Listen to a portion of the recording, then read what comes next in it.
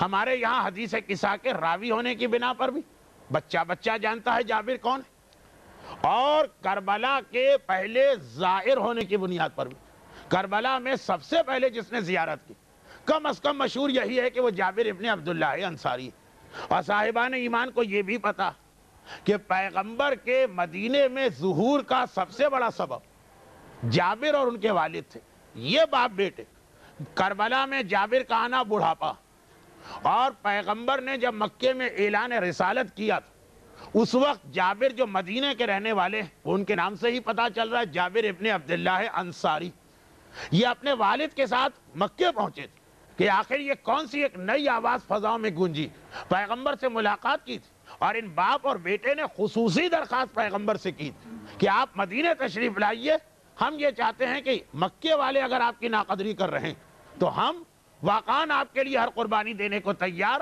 جابر کے حالات نہیں پڑھ رہا ہوں، مجھے معلوم آپ کہیں گے کہ شاید مولانا بھول گئے آج جابر کی ولادت کی رات نہیں، یہ صرف اس لیے 3-4 جملے کہے تاکہ اندازہ ہو کہ جابر جوانی سے بڑھاپے تک اتنی خدمت اسلام انجام دی کہ ہر مسلمان ان کی عظمت اور ان کی منزلت کو ماننے لگا تھا۔ چنانچہ جب مسجد کوفہ میں جابر اس وقت داخل ہوئے جب پوری مسجد نمازیوں سے بھر چکی تھی، تو اور کوئی ہوتا تو لوگ کہتے آخر میں آئے تو آخر میں بیٹھو، جو اصول ہے اسلام کا۔ جابر کے احترام میں سب نے اٹھ کے راستہ دیا اور جابر بالکل آگے آتے چلے گئے، یہاں تک کہ مولا کے پاس پہنچے۔ مسجد نمازیوں سے بھری ہے، علی نماز جماعت پڑھانے والے، اور جابر آ گئے۔ جابر پہلی صف میں جگہ ملی، رکے نہیں اور آگے بڑھ گئے۔ اب لوگوں کو تعجب ہوا کہ یہ جابر کو آج ہوا کیا مولا کے مصلی پہ جا کے خود نماز پڑھانا چاہتے ہیں؟ جابر آگے بڑھتے چلے گئے، مولا کے قریب گئے اور کہا کہ یا امیر المومنین، ایک خواب نے مجھے پریشان کر دیا ابھی۔ اچھا، یہ ہمارے یہاں بھی مشہور ہے کہ فجر کے قریب جو خواب دیکھا جاتا ہے وہ کبھی غلط نہیں ہوتا، مشہور ہے، حقیقت کیا ہے یہ ایک الگ موضوع۔ لیکن جابر پیغمبر کے اہم ترین صحابیوں میں سے ایک، جن کی آخری فضیلت یہ آتی آخری کہ ان کے ذریعے پیغمبر نے 5ویں امام کو اپنا سلام بھجوایا تھا، اور یہ وہ صحابی ہیں جنہیں پورے 12 اماموں کے نام بتائے تھے جس میں ہمارے زمانے کا امام بھی شامل۔ تو جابر کا بہت گہرا تعلق ہے اس سلسلہ امامت سے۔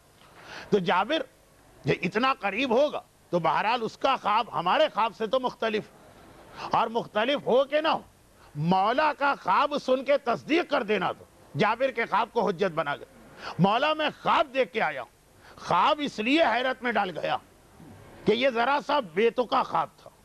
خواب یقیناً باقاعدہ عام واقعات کی طرح تو نہیں ہوتا، لیکن ایک ترتیب تو ہوتی ہے نا۔ جابر کے خواب میں ترتیب ہی نہیں، کہا مولا عجیب خواب دیکھا ہے بے تکا سے، کوئی ترتیب ہی نہیں۔ مولا نے کہا بتاؤ کیا خواب دیکھا؟ ساری مسجد سمٹ کے آ گئی، بات ایک ایسی ہو رہی ہے کہ سب کو دلچسپی ہو۔ مولا نے جابر کا خواب سنتے ہی کہا جابر یہ تم نے خواب نہیں دیکھا، جابر نے خواب دیکھا ہے۔ مولا کہتے خواب کہاں دیکھا، تم نے تو آخری زمانے کے حالات دیکھ لیے، اور جب یہ حالات پورے ہوں سمجھ لینا کہ اب میرا بیٹا اتنے جلد ظاہر ہونے والا۔ پھر وہی جملہ جو زبان امامت پر کئی دفعہ آیا، مگر غالباً پہلی مرتبہ اس خواب کے بعد آیا، ورنہ باقی 5ویں اور 6ٹھے امام نے بھی یہ جملہ کچھ نشانیوں کے حوالے سے بیان کیا۔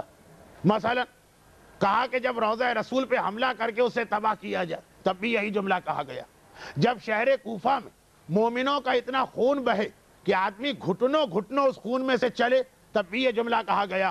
تو خیر کئی دفعہ آیا، لیکن غالباً پہلی مرتبہ یہ جملہ اس خواب کو سننے کے بعد آیا کہ جابر میرے بیٹے کا ظہور اتنا قریب ہو چکا ہوگا کہ اگر مومن صبح گھر سے نکلے تو اسے یہ توقع نہیں ہونا چاہیے کہ شام کو میں گھر واپس آؤں گا۔ ہو سکتا ہے، یعنی اب یہ میری طرف سے وضاحت، ہو سکتا ہے کہ دن ہی دن اسے اپنے دفتر سے سیدھا مکہ پہنچ جانا پڑے، اور شام کو اگر گھر میں داخل ہو تو یہ نہ سمجھے کہ اگلی صبح تک تو اب میں گھر میں رہوں گا، ہو سکتا ہے راتوں رات اسے گھر چھوڑ کے مکہ جانا پڑے۔ اے جابر، جب یہ خواب پورا ہو جائے اب تو سب کا تجسس بڑھ گیا، اس لیے کہ آخری امام سب کی دلچسپی کا موضوع تھا۔ اور اس حوالے سے اکثر میں جملہ کہتا ہوں کہ یہ کتنے بدقسمتی کی بات کہ یہ وہ مومنین جو پہلے امام کی امامت دیکھ رہے ہیں، علی جیسا امام ان کو ملا، مگر آخری امام کی اہمیت کا اندازہ ہے تو علی کے دور میں بھی آخری کے لیے تڑپ رہے ہیں۔ اور آج کا مومن کہ جس کے زمانے کا امام ہی آخری، وہ ایک لمحے کے لیے بھی نہیں سوچتا ہے کہ مجھے اپنے امام کو کس طرح سے بلانا۔ بھئی ایک بات یہ ہے کہ لوگ کہیں کہ ہمیں پتہ نہیں، لیکن یہ سوال تو کوئی کرے کہ آخر امام کس طرح سے آئیں گے۔ یہ سوال بھی آج تک کسی نے نہیں کیا۔ اور میں یہ بات ذرا سے اطمینان سے اس لیے کہہ رہا ہوں کہ اسے آپ تکبر نہ سمجھے گا، اس مجمع کا آدھے سے زیادہ حصہ جانتا کہ ہر ہفتے ڈھیروں سوال کا جواب مجھے مختلف جگہوں پہ دینا پڑتا، یعنی ایک ایک ہفتے میں 500 700 مسئلے حل کرنا پڑتے ہیں، سال میں جا کر ہزاروں ہو جاتے ہیں، اور 20 سال میں تو لاکھ تک پہنچ گئی ہوگی بات شاید۔ مگر آج تک کسی نے یہ سوال نہ کیا میری اس تقریر سے پہلے۔ ہاں، جس محلے میں یہ تقریر ہوئی بعد میں سوال آئے۔ مومن خود نہیں سوچ رہا، کون سا مومن جس کی اپنے زمانے کے امام کی بات ہو رہی، اور تڑپ رہے ہیں کون سے مومن جو پہلے امام کے زمانے میں گزرے۔ جابر کا خواب سننا تھا مولا کے اس تبصرے نے۔ یہ جابر یہ خواب کہاں، یہ تو آخری زمانہ تم نے اپنی آنکھوں سے دیکھ لیا، اور جب ایسا ہو جائے گا سمجھ لو میرا بیٹا آ گیا۔ مگر وہ آخری مرحلہ اس کا کتنا مشکل ہے۔ اب جابر کا خواب بھی سنیے، مولا کا جواب بھی سنیے، اور پھر اس سے ایک نتیجہ نکال کے شاید محفل کو اختتام پہ لانا پڑے۔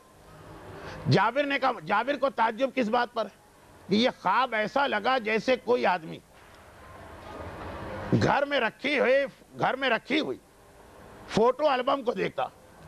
البم اٹھائیے جس میں فوٹو لگے ہیں، اس کا کیا طریقہ، ایک تصویر کہیں کی ہے، ایک تصویر کہیں کی ہے، ایک تصویر کہیں کی ہے۔ ویڈیو دیکھیں گے اس میں کم از کم ایک ربط ہوتا۔